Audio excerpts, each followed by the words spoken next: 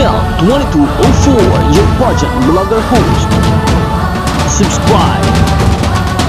Good day pageant lovers! Breaking news, pasok na nga sa top 30 ng Miss Asia Pacific International 2025 ang ating pambatong si Miss Philippines Anita Rose Gomez. Isa na namang proud moment para sa Pilipinas dahil tuloy-tuloy ang mainit na laban ni Anita sa prestihiyosong international pageant na ginaganap ngayon sa Cebu City. Matapos ang mahigit na preliminary rounds na kinabibilangan ng swimsuit, evening gown at closed-door interview, nakapasok na sa top 30 semi-finalist ang ating queen Anita Gomez.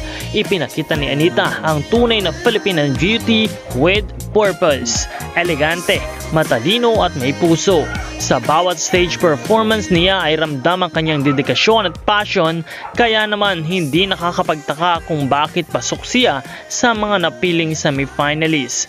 Maraming pageant fans at netizens ang nagpahayag ng kanilang suporta at congratulations para sa ating pambatong si Anita Gomez. Kaya naman patuloy tayong sumuporta at patuloy nating subaybayan ang ating pambato for this Coronation Night of Miss Asia Pacific 2025.